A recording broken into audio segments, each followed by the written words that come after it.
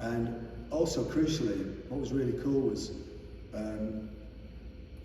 the morning I was doing the thing. Can you go to the orchestra shot, please? The morning when I was waiting to go in and do that, amazingly, I just remembered this the other day. David Arnold was in the hallway outside. I think because he knew we were doing the Bond theme, and obviously David Arnold's highly rated film music. David Arnold's done a bunch of Bond films, yeah. And he came up to me. He's a funny guy, David, and he said, "What guitar are you using?" Because it was a big deal. What I was about to do was a big deal. Famously with the Bond theme, right? Certainly growing up in the era that I grew up in, if someone got a guitar, the two things that they learned to play was, in the 70s, the very first thing was, "I can't get no satisfaction," because it's all on the one string. I mean,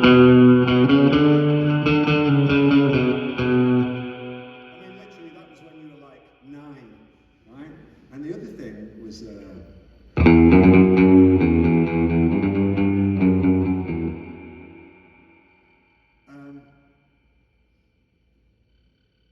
now it's because they're both very, very simple and they're both very iconic. But I'm telling you, just when that picture was being taken, just before that, I was like, do not fuck this up. Do not fuck it up. But David said to me, "What guitar are you using?" And when he'd done the Bond themes, he'd gone back to the same guitar that the original guy who did the Bond theme was called Vic Flick.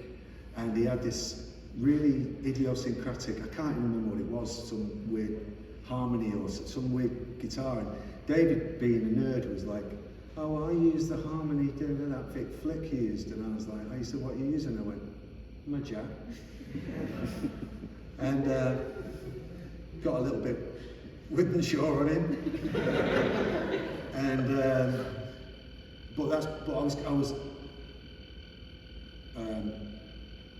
I knew that I'd be able to do it, but also Hans said to me that morning, he said, "Don't forget to leave a bit of yourself in the film." And I was like, okay. So, just to prove that this guitar is perfection,